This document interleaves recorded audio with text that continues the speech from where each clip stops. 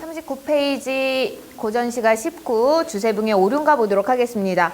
오륜가 제목 보니까 뭐예요? 유교적 덕목과 관련된 내용이 주를 이룰 거라고 짐작이 가능하겠고요. 이렇게 유교와 관련된 작품은 주세붕 오륜가 말고 더 자주 나오는 작품은 정철의 훈민가라는 작품이 있어요. 훈민, 백성을 가르치는 노래거든요. 그러니까 이렇게 오륜가나 뭐 훈민가 이런 거 보면은 뭐 주 목적이 뭐냐면 유교를 전파하고자 하는 게 목적이거든요. 누구에게? 백성에게. 왜? 양반들은 자기들이 이미 학문을 통해서 다 배운 거니까 유교적 덕목을 제대로 모르는 백성들에게 알려주고자 하는 목적이에요. 그러다 보니까 나타나는 서술상의 특징, 표현색의 특징은 뭐냐면 한자어를 주로 사용하지 않습니다. 최대한 백성들이 이해하기 쉽도록 한글 사용을 많이 하게 되고요. 그 다음에 뭔가를 가르쳐주고자 하는 목적이잖아. 명령형 어미 같은 것들을 많이 사용해요. 명령형이나 청인형 어미를 사용을 해서 직접적으로 제시하는 경우가 많습니다. 다시 말해서 문학성이 떨어질 수밖에 없어요. 막 비유적으로 얘기하거나 뭐 돌려 말한다거나 다양한 표현 기법을 사용한다거나 그렇게 할 수가 없거든요. 그래서 사실 많이 출제되는 패턴은 아니기는 하지만 종종 이렇게 가나다 중에 엮어서 출제되기는 해요. 여기선 지금 단독 출제가 되어 있거든요. 한 지문을 다 구성하고 있는데 이런 방식으로 출제되기보다는 가나다 엮거나 아니면 비평문이랑 같이 출제가 되는 경우가 훨씬 많다고 봐주시면 됩니다. 나중에 문제집 같은 거 풀고 아니면 기출문제 풀면서 공부하다가 훈민가 나오면 훈민가는 좀 꼼꼼하게 봐주세요. 이 오륜가보다 훨씬 더 중요성이 높으니까. 정철 자체가 워낙 중요성이 높잖아요. 정철이 쓴 것들은 다 중요해요. 사람마다 이 말, 너네 근데 오륜, 삼강오륜 뭐뭐 있어? 아는 거? 오륜, 부무유신, 그리고 장유유서, 부부유별, 군신유의. 지금 뭐 했냐? 몇 개 했냐? 장유유서, 부부유별, 부부유신 뺄게요. 부부유별 했냐? 잠깐만. 쓰면서 하자. 머리가 이렇게 나빠. 지금 뭐 했지? 다시. 부부유별. 그리고 장유유서. 그리고 군신유의. 그리고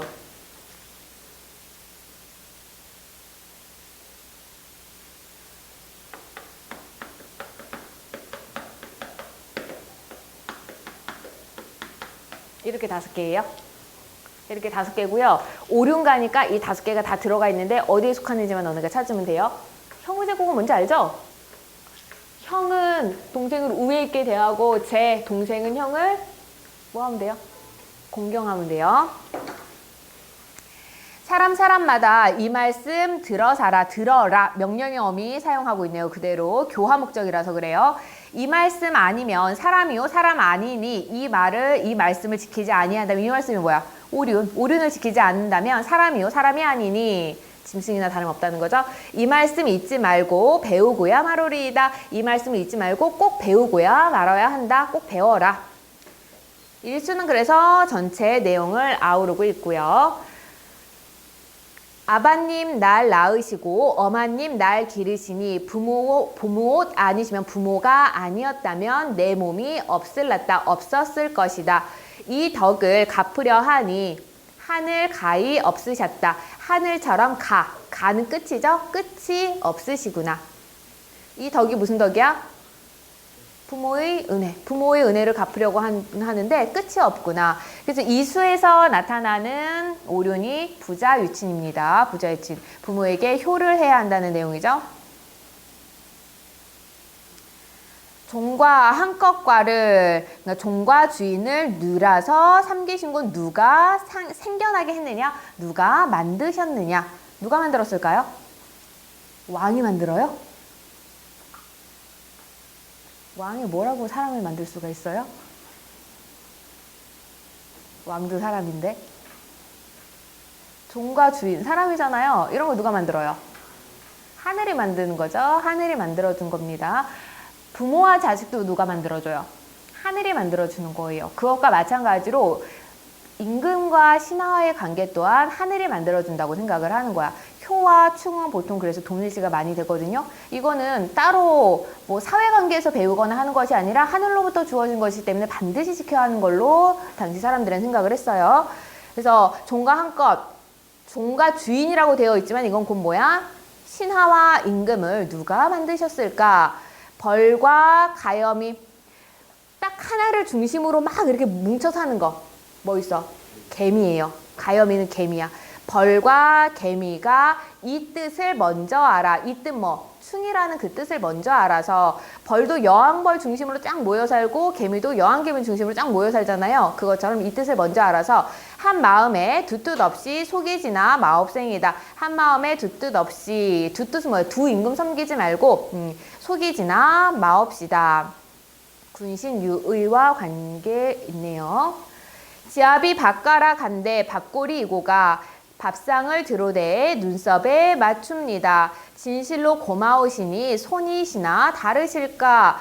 지압이 남편이 밭 갈러 농사지러 간대 밥꼬리 이제 그 식사를 갖고 가는 거죠. 밥 광주리를 이고 가서 밥상을 드는데 눈썹에 맞춥니다. 어떻게 하라는 거야? 그냥 이렇게 내려놓지 말고 이렇게 내려놓으라는 거예요. 되게 꼴보기 싫지? 너무 꼴보기 싫어. 내 입장에서는 정말 꼴보기 싫거든? 이렇게. 그만큼 어떻게 몸과 마음을 다해서 어떻게 하라는 얘기예요? 지아비를 받들라는 거예요. 존경하라는 얘기예요. 진실로 고마우시니 남편이 너무나도 고마운 분이시니 손이시나 손님과 다르겠네요. 손님 대하듯이 그렇게 대하라고 하죠. 그렇게 해야 될까요? 어쨌든 이거는 부부 유별 나타내주고 있습니다. 그 당시 사회상이니까요. 형님 자신 젖을 내 쫓아 먹으이다. 형님이 드신 그 젖, 엄마의 젖을 내가 쫓아서 먹습니다. 어와 우리 어마님 너 사랑이야. 어와 이거 뭐 감탄사고요. 우리 아우야. 어마님의 너 사랑이시다. 어마님이 너를 사랑하신다. 형제오 불화하면 형제가 불화하면 화목하지 않으면 개돼지라 하리라. 그래서 이거는 형우제국 나타내줍니다. 형제간에 우애가 있어야 된다는 얘기하는 거고요. 늙은이는 부모 같고 어른은 형 같으니 같은데 부모와 형 같은데 어른에게 불공하면 공손하지 않으면 어디가 다르겠느냐? 어디가 개돼지와 다르겠느냐? 어디가 짐승과 다르겠느냐? 생략되어 있죠? 랄로셔 맞이어시든 나이가 많으시거든 절하고야 말으리이다. 나이 많은 사람 만나면 꼭 내가 뭐 하겠다. 꼭 절하고야 말겠다. 꼭 인사를 드리고야 말겠다. 장유유서 나타내주고 있습니다. 그 주제는 뭐예요? 오륜. 오륜, 강조 이렇게만 찾아주시면 되고요. 표현상의 특징은 뭐 있을까요? 표현상의 특징은 뭐 있을까요? 벌과 개미에서 뭐 사용되고 있어요?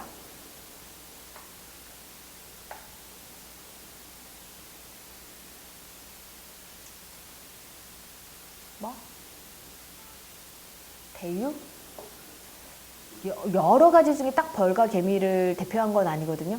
얘는 대표라기보다도 비유한 왜 벌과 개미처럼이라는 얘기라서 은유법 사용되고 있어요.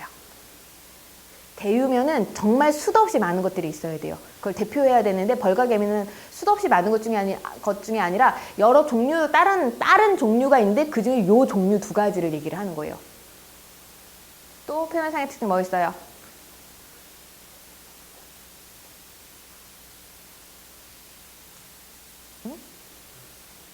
어디?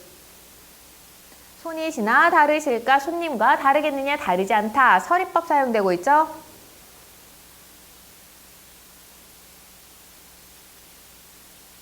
그 정도만 찾으세요. 딱히 표현상의 특징이 두드러진 게 없어요. 문제. 윗글에 대한 설명으로 적절하지 않은 것은 자연물을 활용해 가르침을 전달하고 있다. 벌과 개미를 통해서 서류적 표현을 통해 화제의 생각을 강조하고 있다. 손님과 다르겠느냐? 말하고자 하는 말을 가족관계와 연관지어 표현하고 있다. 늙은이는 부모, 어른은 형 해서 육수에서 확인 가능하고요. 자신의 신념과 배치되는 현실에 대해 화자가 느끼는 실망감이 드러나 있다. 없습니다. 신념과 배치되는 현실도 없고요. 실망감이라는 정서도 확인할 수가 없어요. 일수가 서사의 역할을 하고 나머지 시들이 유교적 덕목을 하나씩 나타내주고 있는 거 맞고요. 윗글에 대한 독자의 반응을 한자 성어를 활용하여 제시할 때 적절하지 않은 것은 성현의 말씀을 금과 옥조로 여겨 따른다면 풍속이 좋아진다는 얘기군. 신하가 일편단심으로 임금을 섬기는 것이 올바른 도리라고 생각하는군.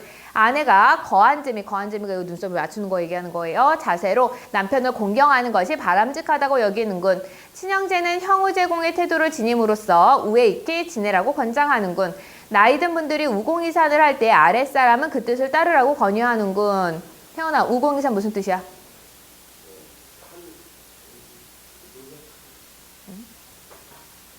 맞아요. 정리 좀 하세요, 근데. 뭐예요?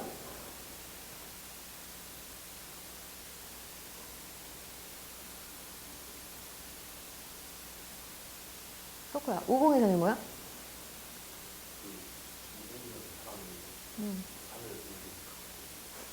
네, 그래서요.